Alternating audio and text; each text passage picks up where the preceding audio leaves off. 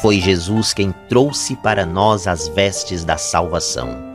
Foi Ele quem nos envolveu com o manto da justiça e nos adornou com coroa e joias, que são o Espírito Santo e os seus dons, presentes de Deus. Na primeira leitura, Isaías fala aqui em nome da comunidade judaica daquela época pós-exílio, abençoada pelo Senhor e consciente da salvação e da separação para Ele. Para nós, esta leitura trata da Igreja de Cristo, coberta pelo seu sangue, que é a salvação nos concedida, e justificada do seu pecado, que é o manto da justiça. Da mesma forma que o noivo Jesus adorna sua cabeça e a noiva, que é a igreja, que se enfeita com suas joias. Na liturgia de hoje, a igreja também aplica essa leitura a Maria, cuja descendência foi conhecida entre as nações.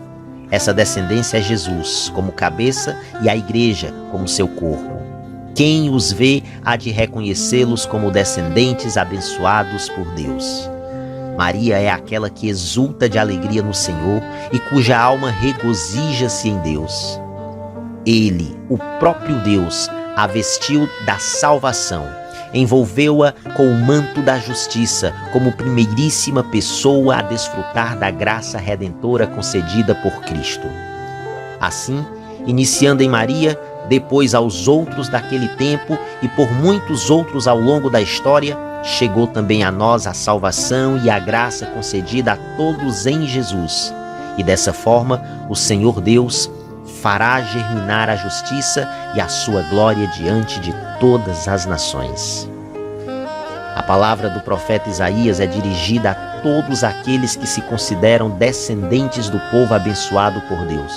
Portanto, esta palavra se destina a todos nós cristãos, que por meio de Maria, a escolhida para ser a mãe do Filho de Deus, fazemos parte da descendência que é abençoada por Ele e, por conseguinte, conhecida entre todas as nações. Jesus é o Filho de Maria e Filho de Deus. Foi Ele quem trouxe para nós as vestes da salvação, quem nos envolveu com o manto da justiça e nos adornou com coroa e joias, que são o Espírito Santo e os seus dons presentes de Deus. Desse modo, nós também exultamos de alegria no Senhor pela mulher que, como a terra faz brotar a planta e o jardim faz germinar a semente, foi o instrumento de Deus para manifestar a sua justiça e a sua glória diante de todas as nações. A felicidade de Maria provém da sua fé, da sua firme adesão a Deus. Foi essa mesma fé a única cuja chama permaneceu acesa no Sábado Santo. Naquele momento, toda a igreja como que se reduziu a uma só pessoa, ao único coração que ainda pulsava pela fé em Cristo, o coração imaculado de Maria. Meus irmãos, os dois versículos que compõem o evangelho de hoje, a igreja tradicionalmente os emprega para honrar e enaltecer a Virgem Maria. E é curioso notar que é a esses mesmos versículos que muita gente alheia à fé católica costuma apelar para diminuir a inegável grandeza de Nossa Senhora. No entanto, muito mais felizes são, de fato, aqueles que ouvem a palavra de Deus e a põem em prática. Ao anunciar essas palavras, Jesus não rejeita o elogio que aquela mulher exaltada fizera à sua mãe. Antes, pelo contrário, serve-se dele a fim de ressaltar que mais do que os laços de sangue, o que realmente conta é o amor e a fidelidade. Na verdade, nosso Senhor aponta aqui para a verdadeira felicidade de sua mãe, para o real motivo de sua bem-aventurança: ter acreditado em Deus e em sua palavra. Essa interpretação, que a muitos parece algo artificiosa, tem de ser posta no contexto de toda a narrativa de São Lucas, cujo evangelho, que já nos primeiros capítulos está coalhado de elogios a Maria. O anjo a saudara como a cheia de graça. Também sua prima Santa Isabel a recebera em casa e lhe chamara de a bendita entre as mulheres. Em seu próprio hino de júbilo, Maria confessa que o Senhor lhe fizera maravilhas.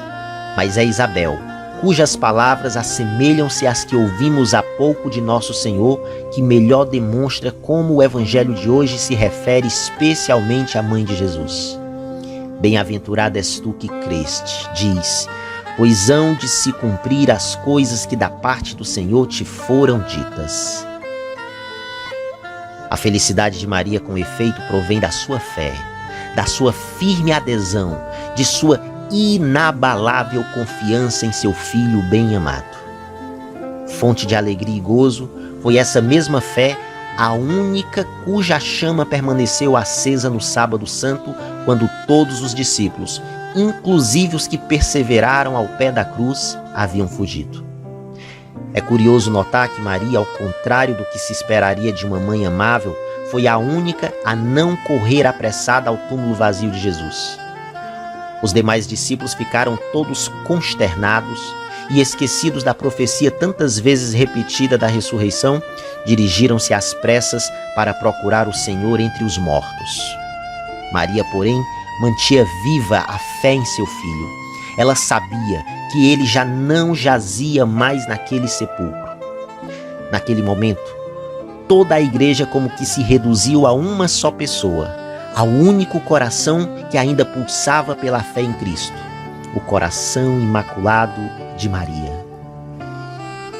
E outro detalhe, assim como Maria é muito mais ditosa e mais próxima de Jesus por causa de sua fé e por sua plenitude de graça do que por tê-lo concebido em suas entranhas puríssimas, assim também nós somos familiares de Deus, não por pertencermos ao povo da antiga aliança, mas pela graça que, derramada pelo Espírito em nossos corações, nos torna efetivamente filhos adotivos do Pai.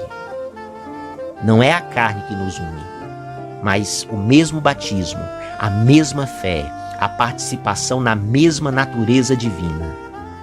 De modo semelhante, mais do que riquezas e saúde, o que realmente nos pode fazer felizes nesta vida é a amizade com Deus. É o estado de graça, é a fidelidade a Cristo. Que a Virgem Maria nos conceda hoje, por sua intercessão, a graça de finalmente compreendermos o valor da graça divina e desprezarmos os consolos deste mundo, deste desterro. Que ela nos faça, pois, bem-aventurados, não por causa dos bens terrenos, mas pela fé que nos abre as portas da vida eterna.